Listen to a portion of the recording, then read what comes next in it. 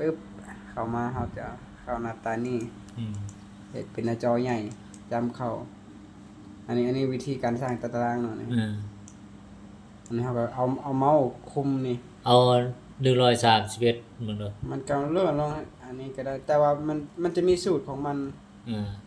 หนึ่งกายจนหัว400ได้นี่เจ้าเห็นว่าตัวเลขแถวนี้ตัวนี้ก็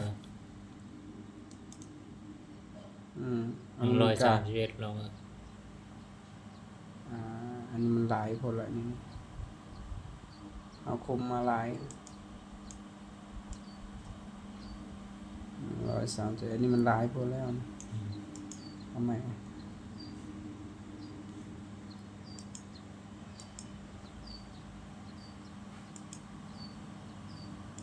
นิ้วตัวเก่าอันนั้นแต่มันเฮาคุมไปหลายเอามีแต่อันลากซื่อๆนี่บ่เป็นบ่ฮอดก็ได้31แต่มีอันแต่ลากเอาซื่อๆลากเราเฮ็ดให้มันฮอดตรง131ของ131ไกลแล้วสมันก็ได้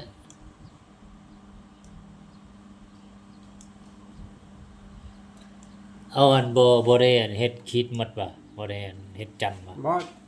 เฮ็ดก็ได้เพราะว่าตารางเฮาจะเป็นแบ่งเป็น CAC เนาะเจ้าจะเฮ็ดเป็นแบบเกียร์กระดาษหน้า AC เจ้าก็เฮ็ดได้พอเจ้าจะมา insert นี่เข้าโฮมมันว่าบ่ insert มันว่านะมันจะมีนะอันนี้ก็เข้าโฮมแม่นเฉพาะอันนั้นเฮ็ดตารางเนาะแต่ว่าเจ้าอยากได้เป็นกระดาษหน้า AC เนาะแต่ว่าอันนี้มันจะมีนี่นี่ไส้เนาะเขาเข้าไปpage layout เนาะpage layout เนาะมันจะมีไส้เนาะใส่ AC บ่แม่นเวลาเฮาพิมพ์มันจะเป็นกระดาษ AC เด้ได้ A3 ก็ใส่เอาเนาะแต่ว่าปกติหน้าแจ้เอกสารก็จะเป็นหน้า AC อยู่แล้ว CAC เนี่ยมันก็เนี่ยมันเข้าอันนั้นบ่รู้เข้าอันตัวอันเฮ็ดพิมพ์ตารางนะโอเคเข้าโฮมหรือว่าเอาประมาณ131แถว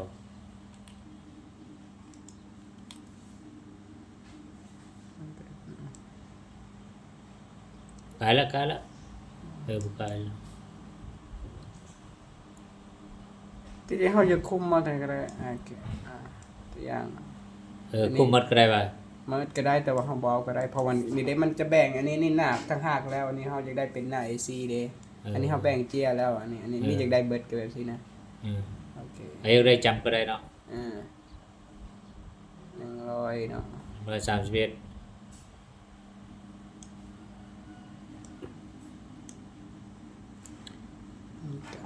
สมัยก่อนก็ได้แล้วเข้ามาที่อันนี้ก็ตัวนี้เห็นมันจะเข้ามาที่โฮมมันจะเห็นแนว4ห้องนี่ all border แล้วมันก็เป็นตารางให้มีแต่แล้วก็เอาพิมพ์ชื่อเลยป่ะยังคือเวลาจัดตารางจะจัดเห็นงามๆก็ได้มีแต่อันนี้ลองอันพิมพ์ชื่อแถวนึงเท้าคำเบ้าลงมาแล้วอันนี้เวลาจะพิมพ์จะก็ใช้เลข1แล้วประเทศตารางน่ะจะเฮ็ดแต่2อันก็ได้เพราะว่ามันชื่อหลายชื่อคนเนี่ยถ้าอยากยะตารางให้มันกว้างหน่อยคลิกเมาส์ใส่นี่ล่ะอันนี้ให้มันกว้างเลยนะสินี่ให้มันกว้างแล้วก็เราจะมาคลิกเมาส์ใส่ตัวนี้ก็ได้แล้วลากนี่อยากให้มันใหญ่สินะแล้วก็ให้มันเสมอกันแล้วแม่นเฮาจะมาเฮาใช้มือเฮาก็เฮ็ดได้เพราะว่าเฮาจะสามารถที่จะเฮ็ดอันนี้เบิ่งนะทีละห้องซื่อๆนะมีแต่ให้มันขึ้นเป็นเลขบวกซื่อๆนะมันจึงแบบมันยังลากลงได้นะฮะมันพอดีนี่สิได้เวลาเฮาเขียนแล้วนะเขียนแล้วแล้วก็ทาสีแล้วก็เด้งไปทางนี้บ่แม่นอันนี้มันตารางลำดับใช่มั้ยอันนี้จะสมมุติเนาะหรือว่าเขียนชื่อผู้นึงแล้วก็อันคลิกไปแล้วก็เขียนจนสุดเนาะสมมุติว่าบ่มันจะเฮ็ดคนละห้องลงแล้วจะบ่เขียนแบบนี้มาเบิดอันนี้เขียนแล้วก็ enter ลงจังซี่นะมันกลายเป็นเท้าสมมุติว่าชั่วโมงอันเฮ็ดเวียกแต่จังโมงอย่างนั้นนะสมมุติว่าชื่อคนนึงเนาะมันมีเวลาเข้าเวียกเวลาเลิกเวียกอยู่ตอนเช้าตอนบ่ายอะไรอย่างนั้นนะให้มันเบิดเขามาพิสอบคนนึงไปเลยตอบผู้ใหม่นะสมมุตินะโ อ๋อนะมันต้องมีโปรแกรมต่างหากเลยจ้ะ เนี่ย แม่นต้องใช้โปรแกรมก็จะใช้แบบพอมันคิดไล่ให้ได้นะอันนี้เฮามีแบบวิสอนแต่ว่าการใช้ตารางเป็นสิ ลองเราบอกไปว่าอธิบายไปว่า สมมุติว่าตัวเรียนท่าโ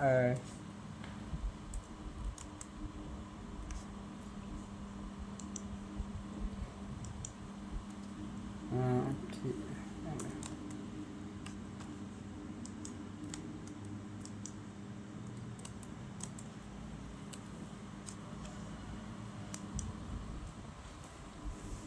อันนี้สมมุติว่าเท้าเนาะอันนี้เท้ากอเนาะแต่ลงแต่นี่จะใช้ตัวเป็นตัวเลขได้ใช่ใช้เฮ็ดใหม่ระดับที่1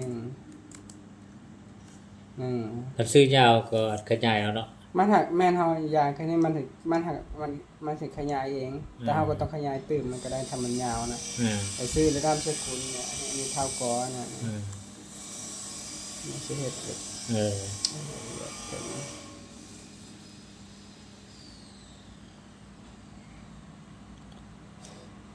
ถ้ามันบ่ครึ่งมันก็ถ้าบ่ครึ่งมันก็บ่สามารถที่จะนั้นตากได้ขนาดเฮาเขียนยาวไปในเส้นพวกนี้น่ะเอาออกก็ได้ว่าเส้นพวกนี้ได้ออกได้คือกันเฮ็ดจังได๋ลบเหรอแม่นมีแต่เฮาลากอันนั้นมึงน่าสิ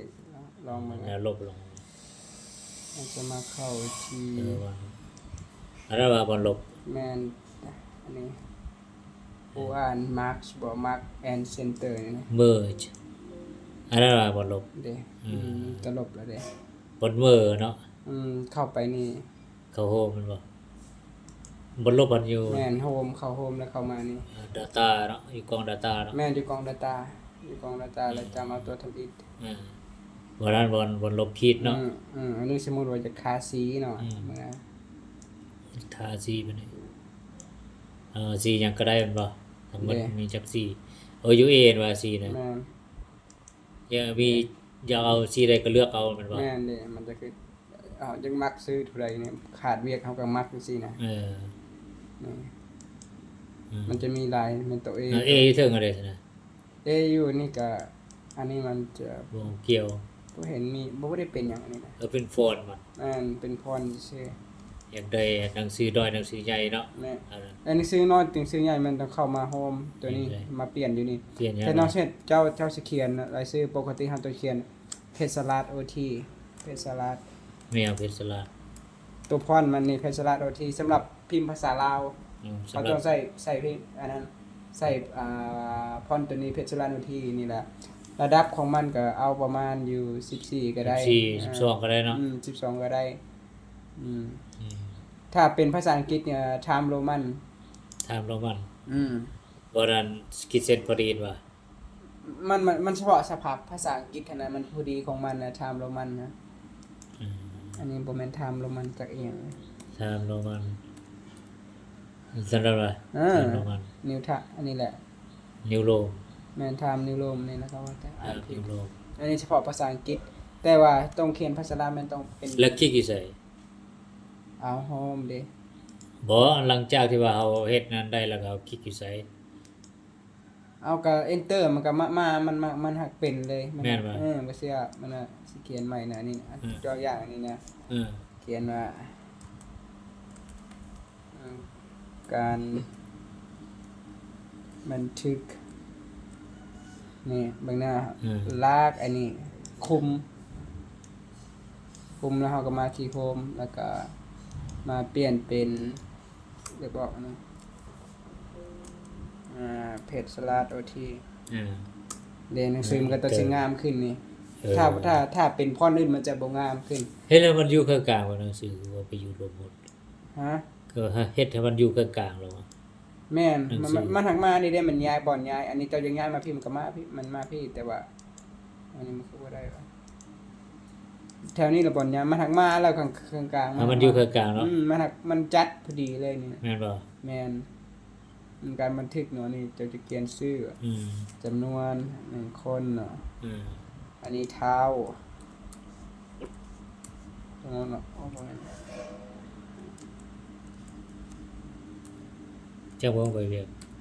จังหน่อยนี่แหละอันนี้เท้าเป็นเท้าไซเนาะเจ้าก็ enter มานี่ enter มาลงมาเลยนี่อันดับ2นะเจ้าเขียนใส่ โอ้เขียนแล้วเลยเตอร์ลงมาเลย นั่ นะ นเขียนแล้ว enter ให้มันสิลงมาแล้วก็เปลี่ยนภาษาแล้วก็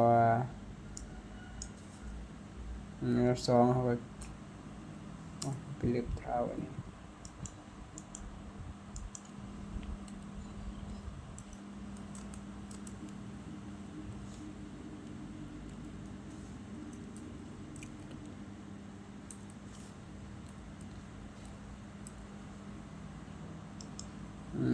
แล้วก็ enter อันนี้เป็นชื่อคนเนาะอันดับ3ถ้าบ่อยาก enter เฮาก็ย้ายลงก็ได้ ย้ายลงก็ได้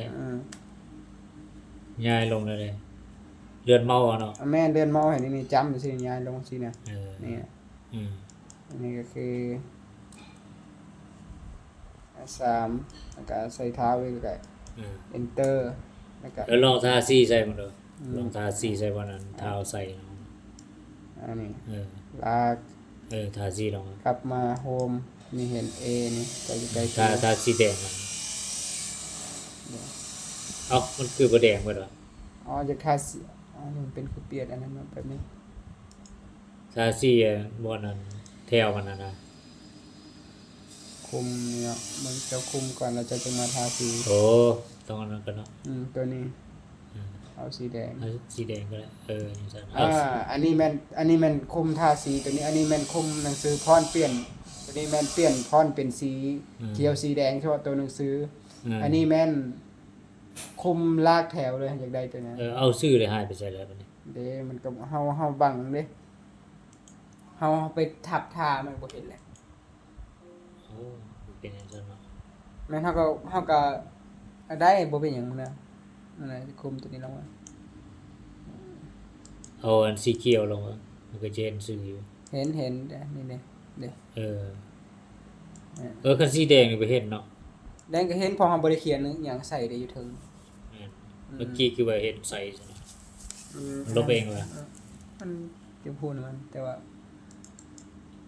บ่ได้เป็นหยังเราจะทำบ่ได้เขียนหมดแต่มันกินนี่มันลบแล้วอธิบายต่อไปกันนะส่วนหลายนี่ใช้แต่อันพวกที่อธิบายมานี่ว่าแถวนี้บ่ได้ใช้ว่าแถวนี้เฮาก็บ่ได้ค่อยได้เพราะว่าบ่ได้ใช้มันนี่เจ้าเฉพาะเจ้าจะเฮ็ดตารางเกี่ยวกับนี้เฮาสิบอกโปรแกรมของมันว่าเฮาจะตัดเฮาอยากแต่งเฮาหยังก็เข้ามาที่ insert มันจะมีแต่งหยังแบบปารากราฟแบบคล้ายๆคือเขาเอิ้นว่าหยังแบบปารากราฟแบบซี่นะแบบเบิ่งรายรับรายจ่ายแบบเขาเจ้าสิแบบนำเสนอแผนงานเขาเจ้าก็สิเฮ็ดจังซี่นะแบบว่าเงินขายยอดขายสั่งเขาเจ้าก็ใช้แบบนี้นะอันนั้นมันเขาเจ้าฮักฝากบ่ได้สร้างสิอธิบายแต่ว่าบ่ได้ใช้นะจังพวกนี้เอาแต่ตารางก่อนมีแต่ตารางอันนี้ลึกออกครับลึกตารางลึกนะมันจะมีดีblack space ว่ะลบออกว่านะลบออกก็กลับก็ได้อันนี้ครับว่าอันนี้สิเป็น delete อันนั้นลบเนาะ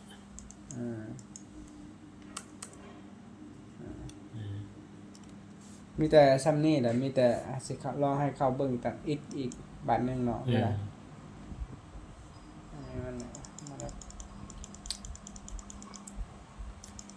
ลบแม่นครับกดอันนี้กดกับ undo กับ undo อันนั้นเด้เวลาเฮาเขียนจะเขียนเนาะเฮาก็ undo แปลว่าเฮาเขียนกายนะเฮาอยากได้ตัวเก่าเฮาก็ undo กับซื่อๆนะหลังจากที่ว่านั้นแล้วล่ะบ่เซฟไว้ได้ซั่นน่ะเซฟแม่นอันนี้ก็ได้นี่เซฟตัวนั้นว่ากดอยู่ไสวะนี่โอ้ยอยู่บ่ตึงๆเนาะโฟลเดอร์มันว่ะแล้วถ้าบ่อยากเนาะอาจจะกด Ctrl S ก็ได้ Ctrl S แล้วมันเซฟเองเลยว่ะแม่น Ctrl S แล้วก็มากดเซฟตัวนี้แล้วก็มากดบราวตัวนี้มันก็เซฟไว้ให้เลยมันก็เซฟแล้วเจ้าก็เขียนชื่อว่าเจ้าต้องอันนี้เนาะอันนี้รายชื่อเจ้าก็เขียนชื่อว่าเขียนอะไรก็ได้เวลาเจ้าชื่อเจ้าเซฟแล้วเจ้าบ่เขียนชื่อแล้วเจ้าจะมาเบิ่งว่าเจ้าสิเซฟไว้ในซองใดจังได๋ว่าเจ้าสิลืมมันจะมีซอง D นี่เฮาจะซอง D ซอง C นี่อยากใส่ซองใดก็ได้นี่แต่ปกติเฮาจะใส่ซอง D เนาะอันนี้ใส่ซอง D เฮาก็เซฟเอาไว้ ลาเข้าหามันก็เฮ็ดกดอัดเข้าไปลองบ่อันวิธีเซฟเมื่อกี้นี่บ่จื้อโอเคเขาอยู่เทิงกันว่าลองเซฟตอนนั้นบ่มันที่แล้วก็มาเซฟแล้วก็มาเซฟอยู่นี่แล้วก็กดบราวนี่ครับบราวนี่เนาะแล้วมากดใส่กดอันนี้ข้อมูลของเจ้าเมื่อกี้นี่แต่เจ้าอยากให้มันจื้อเจ้าเขียนยังก็ได้เขียนใส่แบบอันนี้ก็ได้เนาะแล้วก็เซฟไปแม่นน่ะแต่เฮาจะมาเลือกหาซองดีก่อนเพราะว่าเฮาสิเอาไว้ข้อมูลในซองสิใส่ซอง4ซองดีเซฟไว้เวลาเฮาเข้ามาเบิ่งเนาะเฮาเอาเซฟแบบนี้เซฟแล้วเมื่อกี้เซฟแล้วบัดนี้เฮาอยากมาเบิ่งเนาะถ้าเฮาบ่อยากเข้า Excel เนาะมันจะมีตัวนี้นั่นใดตัวนี้เนาะเฮาก็ไปเบิ่งนี่ก็ได้แล้วก็มาเบิ่งซองดีเนาะไว้ในซองดีเฮาเซฟไว้เนี่ยเมื่อกี้นี่ว่าจะเขียนว่าจังได๋บุ๊กซองบ่แม่นเฮาเปลี่ยนนะนี่ตัวนี้คลิกเบิ่งว่าคลิกคือจังว่าอินเตอร์เบิ่งว่าแม่น enter ล่ะคลิกก็ได้ enter ก็ได้แนวจำเข้าเนี่ยมันจะเห็นจังซี่นะสมมุติว่าจะเฮ็ดตารางกับแบบเฮ็ดงานก็ได้มีคนสอนจังซี่ว่าอันนี้ตารางนี่จะเอาอันจักห้องก็ได้ว่าแล้วแต่เฮาคุมเอาแล้วแต่อย่างเฮาอยากได้เอาใส่อันบอร์เดอร์ว่ะไม่เอาบอร์เดอร์แม่นหมดตารางเอาอัน131อันห้องก็ได้เนาะแม่นให้มันเป็นตารางซื่อๆแต่ว่าตารางแม่นเฮาต้องกะเอาแต่แบบนี้นะแบบนี้เป็นลากจังซี่นะเฮาครบ131แล้วบ่แล้วมากดจังซี่นะ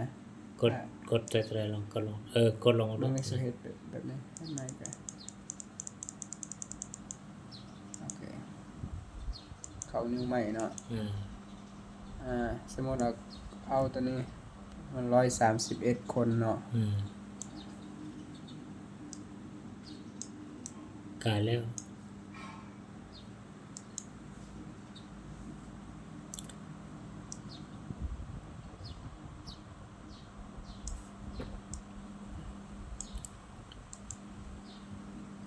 เขาวันนิวเนาะแม่นอันนี้สร้างใหม่เด้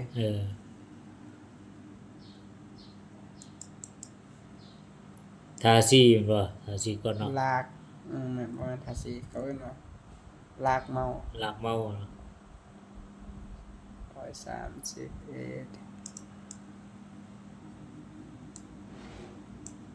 สำนี้กันได้ลากกันได้แล้วกดมาที่โฮมแล้วก็ไปที่ตารางสีขีดนี่ใช้ออเดอร์บอร์เดอร์มันสิเป็นตารางให้สมมุติบ่อยากได้จะได้ก็คลิกเอาเลยเนาะอยากได้แล้วเฮาต้องเบิ่งเฮาจะเบิ่งว่าเบิ่งตามระดับเนี่ยมันฮอดเฮาก็เอาแล้วก็เป็นตารางแล้วก็เฮาสิเขียนชื่อหยังกับบัดแถวนี้ก็ได้เนาะอันนี้เฮาจะเอาจากห้องก็คีย์ทอดห้องนั้นเนาะอันนี้นะแล้วก็เขียนแล้วก็อินเตอร์ลงแล้วเขียนห้องใหม่เนาะจนกว่าเฮาได้ตามความต้องการเนาะแม่นก็จะได้สีหยังก็ที่ตามที่คุมที่เนาะสีเข้ามาตัวนี้คลิกสีพื้นนะอันนี้เอาแต่น้อยเดียวนี่ถ้าจะลากเบิดเนาะถ้าจะใส่สีแบบเบิดนี่เนาะ